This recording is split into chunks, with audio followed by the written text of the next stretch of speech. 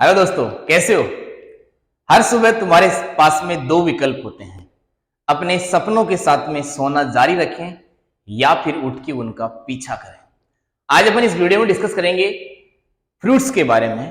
Fruits क्या होता है, सीड के बारे में, सीड क्या होता है, एक एक करके अपन जानते हैं। सीड के बारे में मैंने आपको एम्ब्रियोनल डेवलपमेंट में बहुत सारी बातें बताई कि मोनोकोट सीड और डाइकोट सीड क्या होता है। मैंने आपको पिछले लेक्चर में बता रखा है। यहाँ पे अपन सीड की बात करते हैं किस लेवल पे। यहाँ पे अपन बात करते हैं कि सीड में क्या क्या क्वालिटीज होती है, किस तरीके से सीड की इस नेचर में रिक्वायरमेंट है, एक एक करके बात करते हैं। यहाँ पे सबसे पहले मैंने लिख रखा है वो सीड क्या है, वो फर्टिलाइज ओव्यूल है। अब ओव्यूल क्या होता है, ये जो स्ट्रक्चर देखो इसमें स्टिग्मा स्टाइल ये ओवरी है, इस ओवरी के अंदर ये ओव्यूल है। ये मैंने जो ब्लू कलर से लाइनिंग बना रखी है ये इस ओव्यूल की बाहर की कवरिंग है, इसे अपन इंटेग्यूमेंट बोलते हैं। पिछले लेक्चर में अपन ने पढ़ा कि इसे अपन क्या बोलते हैं, इंटेग्यूमेंट। इंटेग्यूमेंट के अंदर बहुत सारी सेल के न्यूक्लियस मैंने दिखा रखे। ये एंटीपोडल सेल का न्यूक्लियस था, ये बीच में पोलर न्यूक्लियस था और नीचे ये एपेटस नीचे था। इसके बाद में मैंने बोला कि ये जो पूरा पार्ट है इसे अपन क्या बोलते हैं, ओव्यूल बोलते हैं या फिर इसे फीमेल गैमेटोफाइट बोलते हैं। ये यहां से इसमें यहां से जब ये फर्टिलाइज कर जाएगा, जब इसमें पोलिनेशन होने के बाद में यहाँ पे फर्टिलाइजेशन होगा, जिसे अपन सिनगेमी और ट्रिपल फ्यूजन बोल रहे थे, डबल फर्टिलाइजेशन होने के बाद में ये क्या हो जाएगा, ये बन जाएगा सीड बन जाएगा। अंदर वाला पार्ट क्या बन जाएगा, सीड बन जाएगा। उसके बाद में ये बाहर ये पूरा पार्ट क्या है, पूरा पार्ट है ओवरी। ओवरी से आगे क्या बनता है, तो ओवरी आगे डेवलप होके बनती है फ्रूट। इसका मतलब क्या हुआ, इसका मतलब हुआ ओव्यूल क्या है, फ्यूचर सीड है, और ये ओवरी क्या है, फ्यूचर फ्रूट है। ये बात आपको याद रखनी है। मैंने यहाँ पे लिख रखा फर्टिलाइज ओव्यूल क्या होता है, सीड होता है। उसके बाद में सीड में जो कोट होते हैं, मतलब सीड का जो कोट आता है उससे अपन वो कहां से आता है, वो आता है इंटेग्यूमेंट से। तो इंटेग्यूमेंट से क्या आता है, सीड का कोट आता है। उसके बाद में मैंने लिख रखा है कि कल मैंने बताया था कि जो डाइकोट और सीड, जो डाइकोट और मोनोकोट जो सीड है उसमें कोटिलेडन मिलते हैं। जो एंडोस्पर्म जो होता है, जो न्यूट्रिशन दे रहा होता है डेवलपिंग जाइगोट को, वो कन्वर्जन से क्या बनता है, कोटिलेडन बनता है। कोटिलेडन एक स्टोर फूड है एक तरीके का। तो कुछ सीड में एंडोस्पर्म मिलता है, कुछ सीड में एंडोस्पर्म नहीं मिलता है। जैसे मोस्टली डाइकोट सीड में एंडोस्पर्म नहीं मिलता है और मोनोकोट सीड में एंडोस्पर्म मिलता है, जिसे अपन स्कूटेलम भी बोलते हैं। कल अपन ने बात करी। चलो इसके बाद में एम्ब्रियोनल, उस सीड में क्या क्या मिलती है, कल मैंने बताया था कि जैसे ऐसे मैंने एक सीड बताया था, ऐसे मैंने सीड बनाया। इस सीड में यहाँ पे अपन ने ऐसे बना दी कि ये एम्ब्रियोनल एक्सिस है और इधर ये स्टोर्ड फूड है। इसे अपन क्या बोल रहे हैं, कोटिलेडन बोल रहे हैं, और इसे अपन एम्ब्रियोनल एक्सिस बोल रहे हैं, जिसे अपन epicotyl, hypocotyl, level of cotyledon ऐसी बात करी थी, रेडिकल, प्लूम्यूल बात करी थी। तो ये है एम्ब्रियोनल एक्सिस और इसके साथ में ये जो स्टोर्ड फूड है इसे अपन एंडोस्पर्म या फिर कोटिलेडन बोल देते हैं। समझ गई बात। उसके बाद में बोलते हैं इन सम सीड न्यूक्लियस परसिस्टेंट। अच्छा, ये न्यूक्लियस क्या है, मैंने आपको बताया कि ये एक ओवरी है। इस ओवरी के अंदर यहाँ पे बहुत सारी सेल होगी जो आगे जाके क्या बनाएगी, गैमेट बनाएगी, मतलब आगे जाके ओव्यूल बनाएगी। इसमें बहुत सारी सेल होती है। इन सभी सेल को अपन न्यूक्लियस सेल बोलते हैं। इन सभी सेल को अपन क्या बोलते हैं, न्यूक्लियस सेल बोलते हैं। ये न्यूक्लियस सेल आगे जाके क्या बना सकती है, मेगा स्पोर मदर सेल बनेगी और उसके बाद में ये क्या बनाएगी, आगे जाके ओव्यूल बनाएगी। तो यहाँ से जो ये न्यूक्लियस की सेल है, ये न्यूक्लियस की सेल ही रह जाती है कुछ सीड के केस में। तो ये कुछ सीड के केस में जहां पे न्यूक्लियस ही रह गई ओवरी में, ये जो ओव्यूल वाला कंडीशन न्यूक्लियस ही रह गया, वो सीड कौन से होते हैं, उन्हें अपन बोलते हैं इन सम सीड न्यूक्लियस परसिस्टेंट। परसिस्टेंट का मतलब उसी फेज में रह गया, न्यूक्लियस फेज में रह गया। इसे अपन पेरिस्पर्म बोलते हैं, पेरिस्पर्म। ये यहाँ पे आगे डेवलप होकर जब सीड में कन्वर्जन होगा तो इसे अपन क्या बोलेंगे, पेरिस्पर्म बोलेंगे। और पेरिस्पर्म का जो एग्जांपल है वो है यहाँ पे शुगर बीट और ब्लैक पेपर, काली मिर्च जिसे अपन बोलते हैं, वो इसका एग्जांपल है। परसिस्टेंट न्यूक्लियस, यहाँ से क्वेश्चन सीधा क्वेश्चन पूछा गया है और फिर से पूछा जा सकता है, तो ये बात आपको याद रखनी है।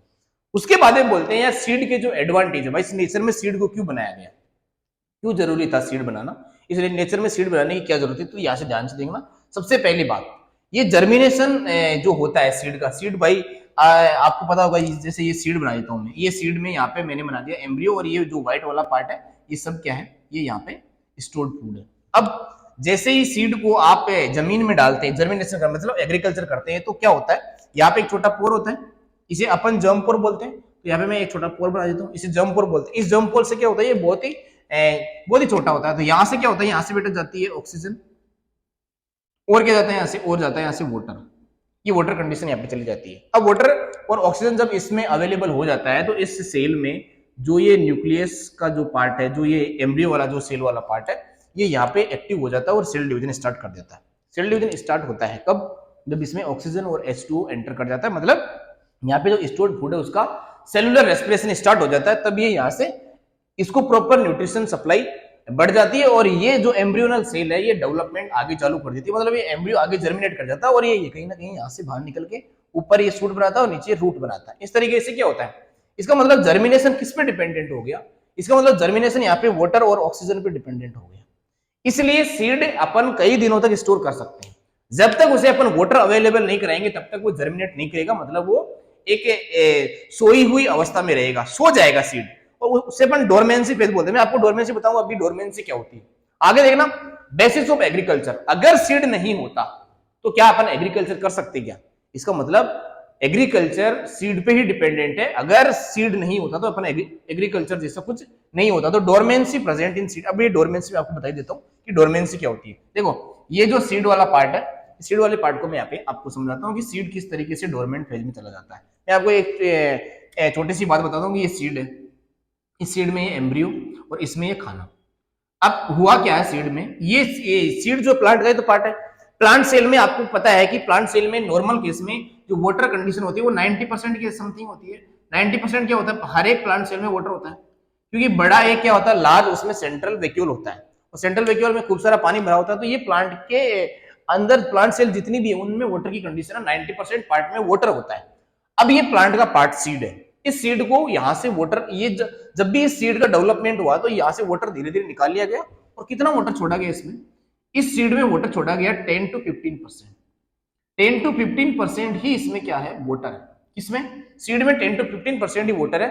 और इस केस में ये सीड, मुझे बताओ ये प्लांट सेल होके क्या ये यहाँ पे मेटाबॉलिज्म या फिर कोई भी यहाँ पे रिएक्शन कर सकती है, इसका मतलब क्या हुआ, यहाँ पे इस रिएक्शन नहीं कर सकती। कब रिएक्शन करेगी ये, जब ऐसी कंडीशन इसमें रहेगी। इसका मतलब प्लांट में जितनी भी सेल है उन सब की रिक्वायरमेंट क्या है, 90% की समथिंग उनमें वाटर होना चाहिए ताकि उनका नॉर्मल मेटाबॉलिज्म स्टार्ट रहे।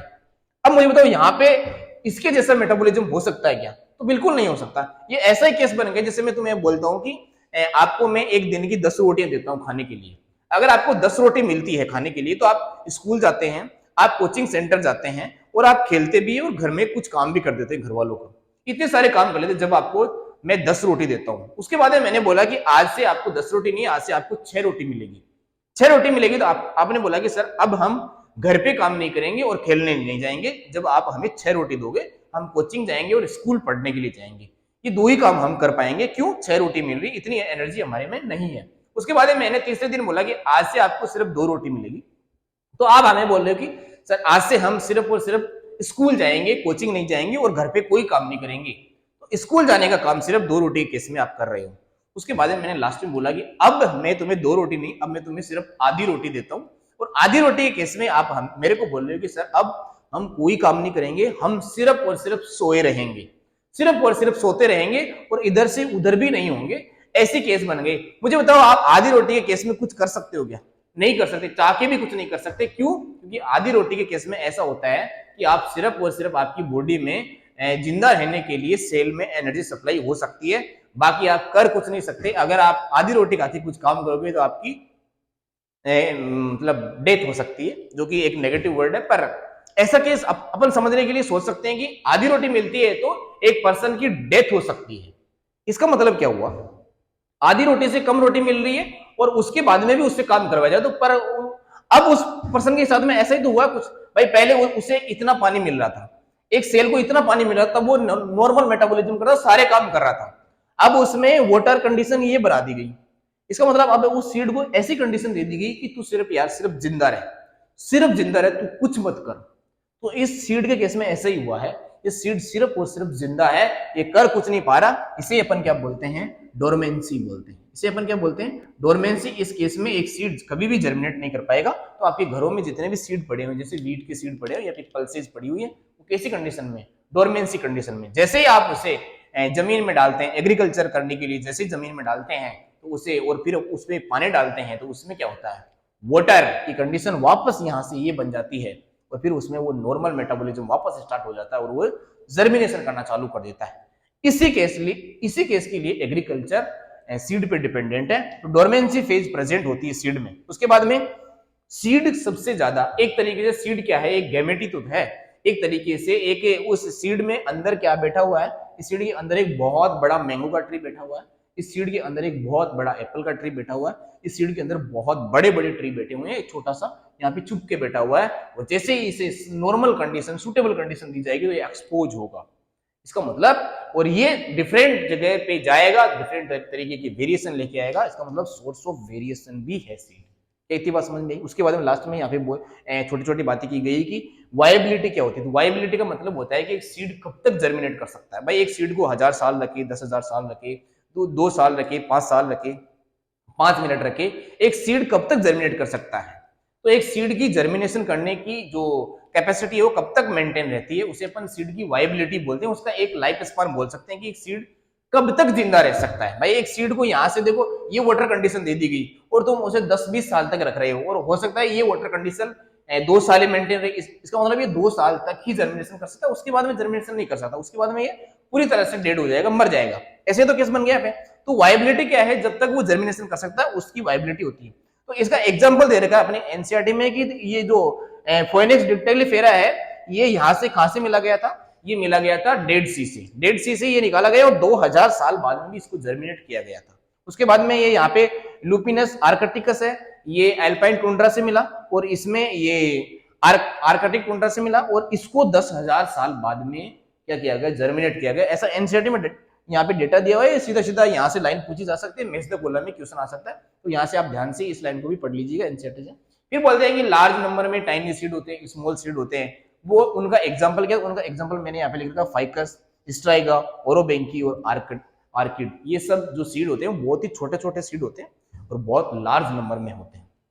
इसे अपन पोली एम्ब्रियोनिक कंडीशन भी बोल सकते हैं। तो ऐसा कुछ यहाँ पे सीड के बारे में मैंने बातें करी। दूसरा जो टॉपिक है वो है फ्रूट। फ्रूट क्या होता है, मैंने अभी आपको बताया कि जो ओवरी होती है वो फ्यूचर फ्रूट होती है। ओवरी फ्यूचर फ्रूट है। तो फ्रूट ये अब फ्रूट क्या हर बार फ्रूट जो है वो ओवरी से ही बनता है? तो बोलते हैं सभी केस में ओवरी से फ्रूट नहीं बनता। तो कौन कौन से केस में बनता है, एक एक करके मैं आपको बता देता हूँ। ट्रू फ्रूट्स क्या है, फॉल्स फ्रूट क्या है और पार्थिनोकार्पी क्या है। देखो ट्रू फ्रूट का मतलब है अगर वो फ्रूट ओवरी से बना हुआ है, ओवरी का डेवलपमेंट किसमें हो गया फ्रूट में, तो यहाँ पे अपन लिखेंगे राइपेंड ओवरी क्या है, ट्रू फ्रूट है। पकी हुई ओवरी, फल पक जाता है ना, उसे राइपनिंग बोलते हैं। राइपेंड ओवरी क्या होती है, फ्रूट होती है। उसके बाद में ऐसे कौन से फ्रूट होते हैं जो मोस्ट ऑफ फ्रूट आप देखते हैं अपने सराउंडिंग में, वो सब क्या होते हैं, ट्रू फ्रूट्स ही होते हैं। लेकिन फॉल्स फ्रूट भी कुछ है।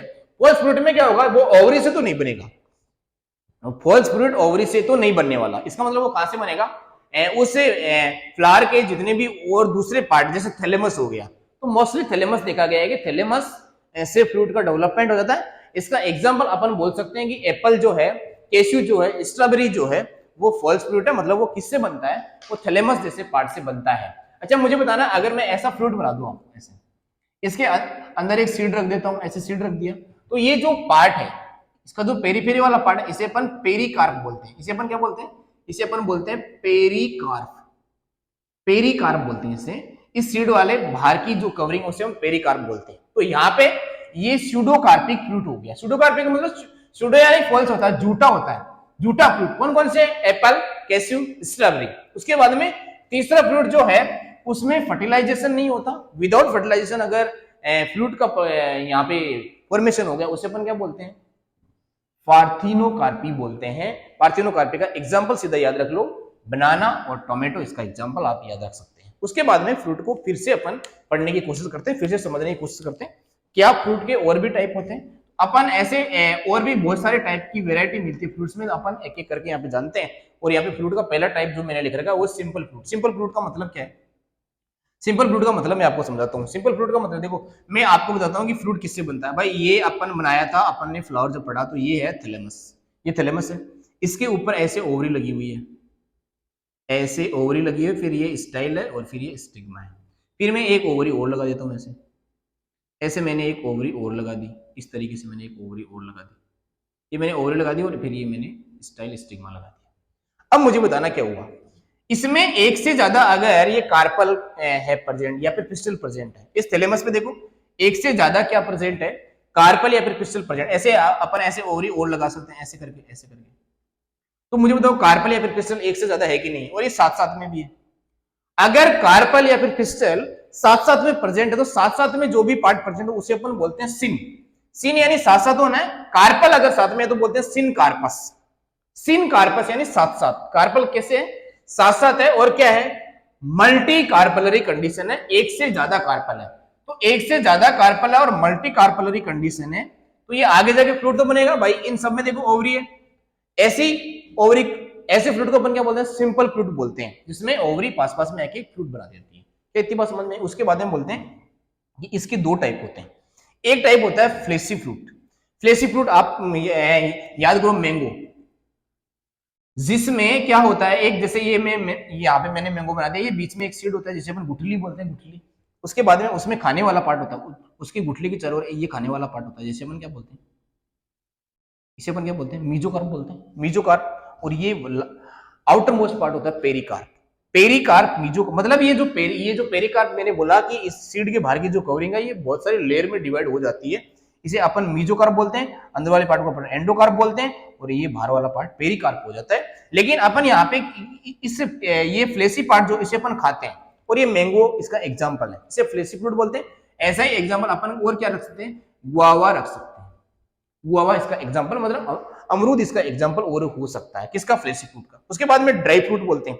ड्राई फ्रूट के केस में क्या हुआ, ड्राई फ्रूट के केस में जो अंदर वाला पार्ट है वो ये सीड हो गया, और उसके बाहर जो ये जो पेरिकार्प वाला जो सेल थी वो कहीं ना कहीं फ्लेसी नहीं है, वो एकदम इस सीड वाले पार्ट के चारों ओर ऐसे चिपकी हुई है, ऐसे। ये जो बाहर वाली जो कवरिंग है वो ऐसे चिपकी हुई है, इसका मतलब ये फ्रूट कैसा है, ड्राई फ्रूट है, फ्लेसी फ्रूट नहीं है। इसका एग्जाम्पल आप याद रख सकते हैं मस्टर्ड, मस्टर्ड इसका एग्जाम्पल आप याद रख सकते हैं, और इसका एग्जाम्पल आप पी याद रख सकते हैं, मटर इसका एग्जाम्पल याद रख सकते हैं। ये ड्राई फ्रूट में आ जाएगा। आपको ड्राई फ्रूट और फ्लेसी फ्रूट में ये याद रखना है कि फ्लेसी फ्रूट में अपन मीजोकार्प मतलब पेरिकार्प की चीज को खाते हैं, यहाँ पे अपन मीजोकार्प पेरिकार्प जैसी चीजें यहाँ पे एक ही, मतलब यहाँ पे लेयर में डिवाइड नहीं होता, इसे अपन मीजोकार्प पेरिकार्प एंडोकार्प को नहीं खाते, ये जो सीड वाला अंदर वाला पार्ट है इसे अपन खाते हैं, समझ गए, इसे अपन ड्राई फ्रूट बोलते हैं। इसके आगे है एग्रीगेट फ्रूट। एग्रीगेट फ्रूट का मतलब क्या होता है, एग्रीगेट फ्रूट का मतलब, मैं यहाँ पे फिर से एक क्या बनाता हूँ, एक थैलेमस बनाता हूँ, उसके बाद में यहाँ पे ओवरी बनाता हूँ। ये मैंने थैलेमस बनाया, ओवरी मैंने बनाया ऐसे, स्टाइल स्टिग्मा, फिर मैंने यहाँ पे ओवरी बनाया, फिर मैंने स्टाइल स्टिग्मा बनाया, फिर मैंने यहाँ पे ओवरी बनाया, और फिर स्टाइल और स्टिग्मा बनाया। अब की बात देखना, थैलेमस में जो मैंने ओवरी बनाई है मैंने दूर दूर बनाई, बीच में मैंने स्पेस रखा है, ऐसे स्पेस को अपन यहाँ पे बोलेंगे कि एक कार्पल दूसरे कार्पल के साथ में अटैच नहीं है, कनेक्ट नहीं है। ऐसी कंडीशन को अपन, मुझे बताओ ये बहुत सारे कार्पल है कि नहीं, एक से ज्यादा कार्पल को क्या बोलते हैं, multi carpellary condition. Multi carpellary condition अगर दूर दूर है तो उसे अपन एपोकार्पस बोलते हैं। एपो यानी दूर दूर होता है, कार्पल दूर दूर है, यहाँ पे सीन यानी साथ साथ होता है, एकदम साथ में अटैच्ड है, तो ये यहाँ पे साथ साथ में दे, तो यहाँ पे बीच में स्पेस नहीं है, यहाँ पे मैंने स्पेस दिखाया, ये एपोकार्पस कंडीशन है। कार्पल क्या है, दूर दूर है। इसका आप एग्जाम्पल क्या याद रखोगे, इसका आप एग्जाम्पल याद रखेंगे स्ट्रॉबेरी, क्या याद रखेंगे, स्ट्रॉबेरी, और याद रखेंगे कस्टर्ड एप्पल, कस्टर्ड एप्पल इसका एग्जाम्पल आप याद रखेंगे, किसका, एग्रीगेट फ्रूट का। इसके बाद में लास्ट में जो फ्रूट का टाइप है उसका नाम है कंपोजिट फ्रूट। कंपोजिट फ्रूट का मतलब क्या है, देखो एक ये प्लांट है, इस प्लांट की एक ब्रांच है, इस ब्रांच पे यहाँ पे बहुत सारे फ्लावर्स लगे हुए हैं, जैसे ये यहाँ पे बहुत सारे फ्लावर्स लगे हुए हैं, तो फ्लावर्स का ग्रुप क्या करता है, फ्लावर्स का ग्रुप ऐसे एक फ्रूट में कन्वर्ट हो जाता है। इनफ्लोरेसेंस का मतलब ग्रुप ऑफ फ्लावर्स क्या बन जाता है, फ्रूट बन जाता है। और ये यहाँ पे ये फ्रूट किससे बना, मुझे बताओ, ये फ्रूट बना है किससे, इनफ्लोरेसेंस से। पूरा का पूरा फ्लावर का ग्रुप ही क्या बन गया, एक फ्रूट बन गया। और इसका एग्जाम्पल आप क्या याद रखोगे, इसका एग्जाम्पल आपको याद रखना है, यहाँ पे मैं बोलता हूँ जैक फ्रूट, आपने सुना जैक फ्रूट, जैक फ्रूट इसका एग्जाम्पल याद रखेंगे। उसके बाद में आप पाइनएप्पल तो सुना होगा, पाइनएप्पल, पाइनएप्पल इसका एग्जाम्पल आप याद रख लेंगे। उसके बाद में आप इसका एग्जाम्पल याद रख लेंगे मलबरी, मलबरी इसका एग्जाम्पल आप याद रख लेंगे। क्या इतनी बात तुम्हें समझ में, ये जो एग्जाम्पल है, ये जो फ्रूट है, इसका टाइप आपको समझ में आएगा। एनसीईआरटी में ये जो टॉपिक है ये ध्यान से आप एक बार पढ़ना, आपको पूरी तरह से समझ में आएगा। एनसीईआरटी की रीडिंग बार बार करते रहना, अगर कोई एक्स्ट्रा पॉइंट आपको मिलता है तो उसे एनसीईआरटी में लिख लो, क्योंकि लास्ट में आपके पास में एनसीईआरटी रहेगी, तो एनसीईआरटी में सारे पॉइंट्स आप मेंशन कर लो। सीड और फ्रूट मैंने आपको ये पूरी तरीके से समझा दिया, पढ़ा दिया। इसके पहले मैंने सीड में डाइकोट और मोनोकोट सीड बताया था, वो वीडियो भी आप देख सकते हैं। अगर आपको मोनोकोट और डाइकोट सीड में एम्ब्रियोनल डेवलपमेंट अगर आपको नहीं आता तो आप देख सकते हैं, डबल फर्टिलाइजेशन का वीडियो भी मैंने डाल रखा है। Okay, all the best, thank you.